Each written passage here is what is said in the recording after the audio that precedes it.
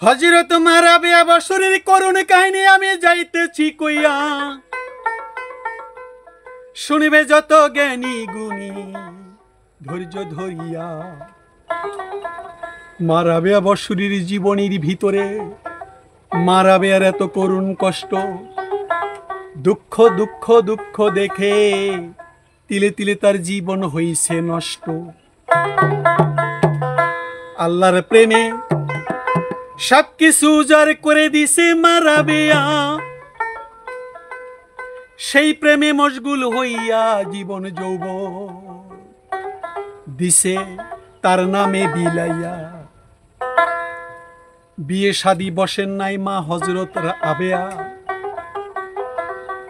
বলছে আমার আল্লাহ জগৎ স্বামী, দুনিয়াদারি স্বামীর দরকার হয় না। এই রাবেয়া বাৎসরিক কৃতদাস হিসেবে বিক্রি হইয়াছিল।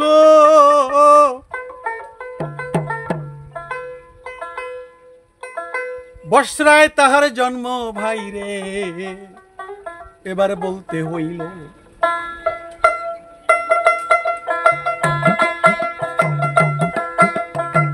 মারাবিয়ার চার বনে এবার জীবনী বলিয়া যাব আমি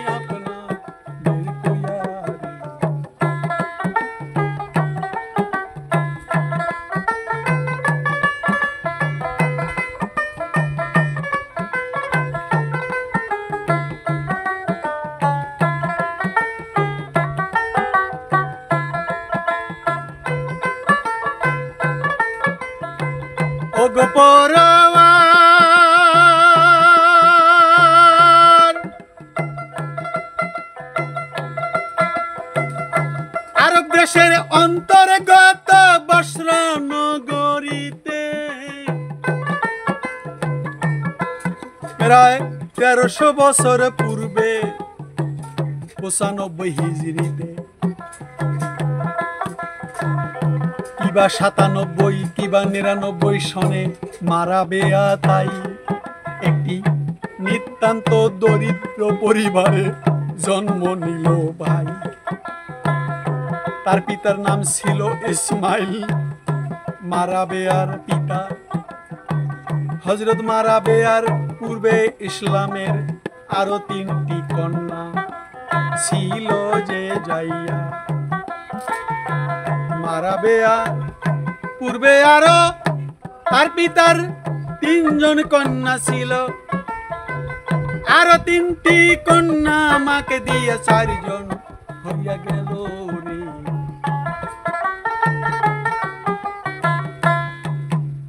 হযরত মারাবিয়ার পিতার নাম ছিল ইসমাইল। এই হযরত ইসমাইলের আরো 3টি কন্যা ছিল, এরা ছিল বড়। তারপরে 4র্থ নাম্বার হলো মারাবিয়া। তিনি এতই দরিদ্র ছিলেন, মারাবিয়া বৎসরের পিতা, যা বলা যায় না। যে রাতে মারাবিয়া ভূমিষ্ঠিত হয় তখন ঘরে বাতি জ্বালাবার মতো কোনো তেল ছিল না, অন্ধকার ঘরেই ভূমিষ্ঠিত হলো মারাবিয়া।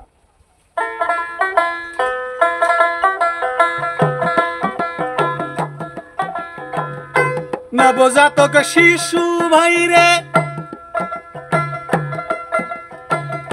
নবজাতক শিশুর নাভিতে পেটে মালিশ করার জন্য তেল পিতার ঘরেও ছিল না। এই সন্তানের নাভিতে বা একটু তেল দিবে পেটে, তাই তো এই তেলও ঘরে ছিল না, এতই অভাব হয়। মারাবিয়ার জন্মদিনে তার মাতা তাই এইরূপ বিপদগ্রস্ত হয়ে স্বামীকে শুধায়, তাই স্বামী গো অমুক বাড়ি থেকে একটু জ্বালাবার জন্য তেল আনো গিয়া। স্বামীর কাছে আবেদন মারাবিয়া বৎসরের মা জননী করল গিয়া। আরে দারুণ বিচ্ছেদের জ্বালায় আরে প্রাণী সহিনা, জন্ম থেকেই তার কপাল পুরা জীবন যায় কইয়া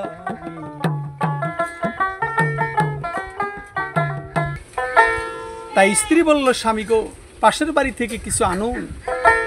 স্বামী এর পূর্বেই কসম করেছিলেন, ইসমাইল এর পূর্বে কসম করেছিলেন যে কারোর কাছ থেকে কিছু আবেদন করব না বা হাওলা তো আনবো না। তবুও স্ত্রীর অনুরোধে মা রাবেয়া বসরির জন্ম নিয়েছে, একটু তেল মালিশ করতে হয় পেটে বা গায়ে বা নাভিতে।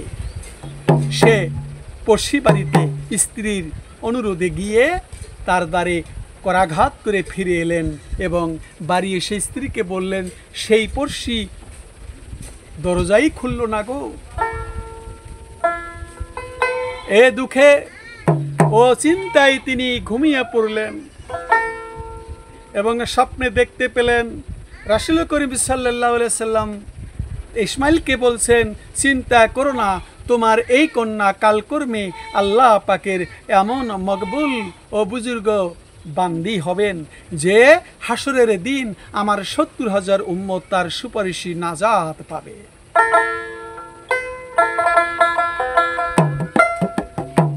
আস্তে ৭০,০০০ আমার বান্দা তার উসিলায় সুপারিশিতে নাজাত পাবে। তাই এইভাবে স্বপ্নে দেখে ভোরে আরো স্বপ্নের ভিতরে হাসান মা রাবেয়া বসরি পিতাকে দিল জানাইয়া, তুমি বসরার গভর্নরের কাছে আমার পক্ষ থেকে এক টুকরা কাগজ, এই কাগজে লিখবা এমন একটি কথা, তুমি প্রতি রাতে আমার প্রতি ১০০ বার দরুদ শরীফ পাঠ করতে থাকো আর প্রতি জুমায় আর রাতে ৪০০ বার দরুদ প্রেরণ করতে। তোমায় বলি ভালো, কিন্তু গত জুমার রাতে তুমি ভুল কর্মে আমার প্রতি কোনো দরুদ পাঠ করনি। অতএব এর পরিবর্তে কাফফারা স্বরূপ এই পত্রবাহক লোকটিকে ৪০০ দিনার দান করুন এখন। স্বপ্নে রাসূল বলে দিল, মা রাবেয়া বসরির পিতাকে বসরার আমিরের কাছে যাবে, যা বলবে আমির সাহেবকে প্রতিবার তুমি দরুদ পাঠ করো ৪০০ বার, জুমার নামাজ পড়ো, কিন্তু গত রাত্রে তুমি ৪০০ বার দরুদ পড়ো না, এর জন্য ৪০০ দিরহাম তোমার জরিপ কাফফারা। এটা তুমি বলবে, তোমার কথা বলবে। তাই ধীরে ধীরে বললেন। স্বপ্নের মর্ম এখনো ঘুম ভেঙ্গে গেল, তাই এক পত্র বাহক মারফত তা বসরার গভর্নরে প্রেরণ করলো। তাই বসরার গভর্নর সেই কাগজ খণ্ড দেখে বিস্মিত হইয়া গেল। আপনাদের যাই বলে যে তাকে স্মরণ করছে, এর শুকরিয়া স্বরূপ ১০,০০০ দিরহাম গরিব দুঃখী মিসকিনদের দান করলেন ওই বৎসর আমির। তাই এরপর পত্রবাহকের হাতে ৪০০ দিনার মা রাবেয়া বসরির পিতার জন্য দিয়ে দিল। তাই তাকে বলো, গভর্নর আপনার সাক্ষাৎ লাভের জন্য যায়, খুবই অপেক্ষা করুন।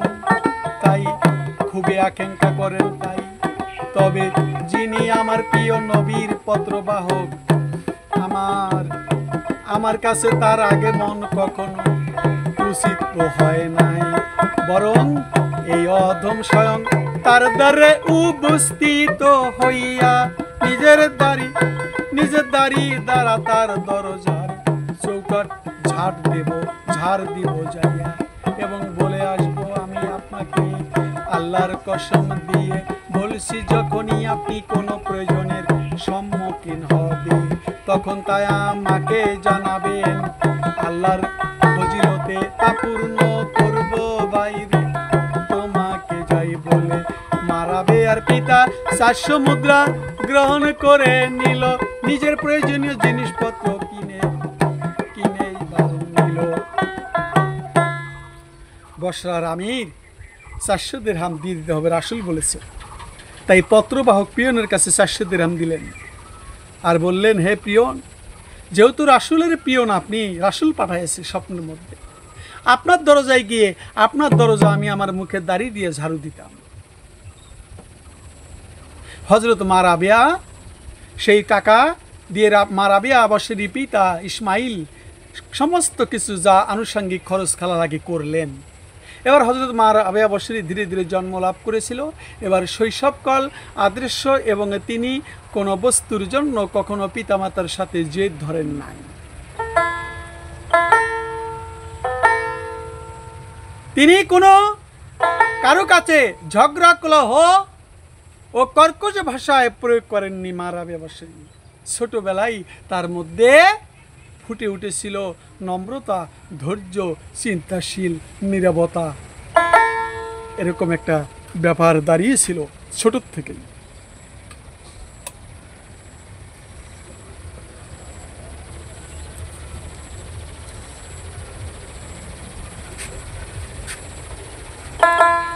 দেওয়া যায় নাকি?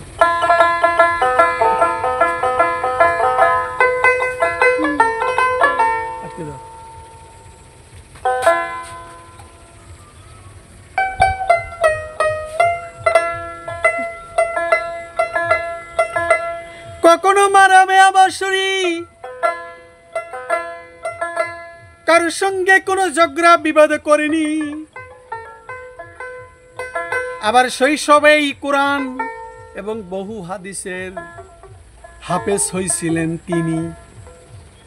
অতি শৈশবকাল থেকেই হালাল হারামের বাজ বিচার করেই চলিত। মা রাবেয়া অবশ্যই চরিত্র এমন মা ফাতেমার মতো হয়েছিল। একদিন রাত্রে বাড়ির সকলে আহার করছেন, কিন্তু মা রাবেয়া খাচ্ছেন না। এটা দেখে পিতা বললেন, সকলে খাচ্ছে, মা তুমি কেন খাচ্ছ না? মা রাবেয়া বললেন, আব্বা আল্লাহ জানেন এই খাদ্য হালাল কিনা।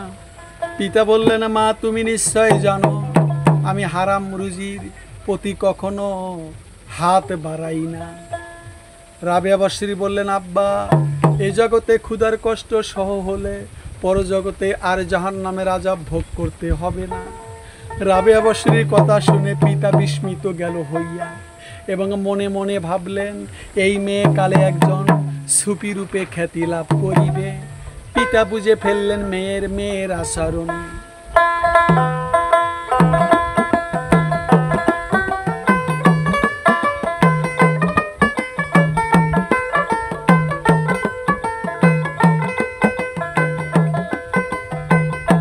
মা রাবেয়া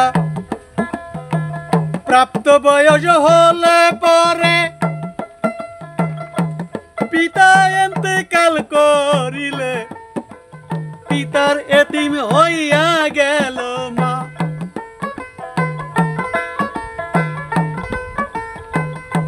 অনীতিকাল পরেই বসরায় পিতাকে হারিয়ে মা রাবেয়া তাই বসরাতে ভীষণ দুর্ভিক্ষ দেখা দেয়। তখন অন্য বোনেরাও তার কাছ থেকে পৃথক গেল হইয়া। মা রাবেয়া একে একাকিনী অসহায় অবস্থায় এক দুর্বৃত্ত মা রাবেয়াকে গেল লইয়া। এই যে সামান্য কয়েক মুদ্রার বিনিময়ে মা রাবেয়াকে জুলুমে বিক্রি দেয় করিয়া।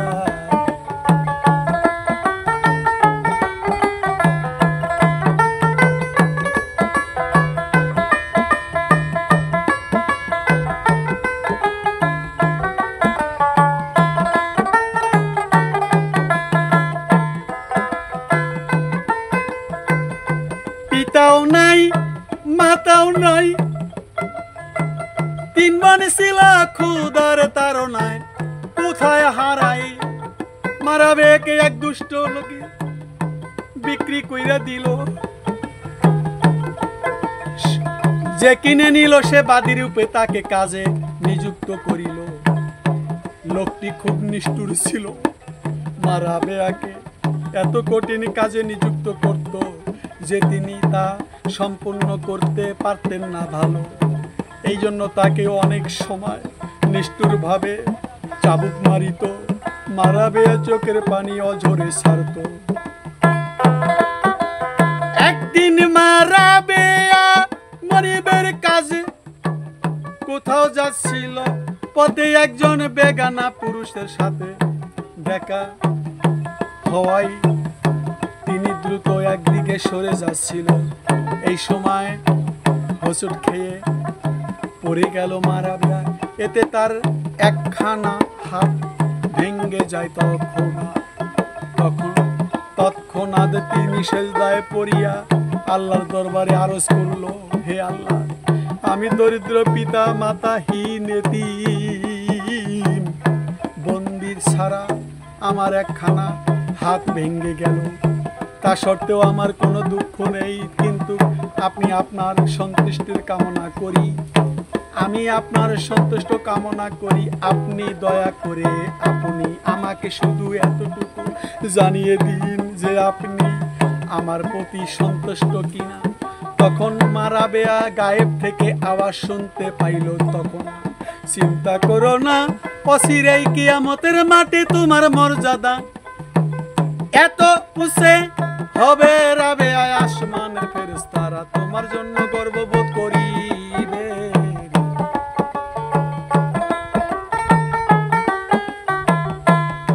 হুজুর খেয়ে পড়ে গেল। মনিব খুব অত্যাচার করত, অত্যাচার সহ্য করতে না পেরে পালিয়ে যাওয়ার সময় হুজুর খেয়ে পড়ে তার হাত ভেঙে গেল। চোখের পানি ছেড়ে কয়, হাত ভাঙছে দুঃখ পাই না, মাওলা তুমি আমার প্রতি সন্তুষ্ট কিনা। আল্লাহ পাক গাইবে আওয়াজের মধ্যে বলল, হে রাবেয়া, কিয়ামতের মাঠে তোমার মর্যাদা এত উচ্চ হবে যে আসমানের ফেরেশতা তোমার জন্য গর্ববোধ করবে। এরপর মা রাবেয়া মালিকের ঘরে ফিরে এলেন, যার কাছে বিক্রি হয়েছিলেন। তখন থেকে তিনি সর্বদা রোজা রাখতেন এবং কঠোর পরিশ্রম সহকারে প্রভুর খেদমত করতেন।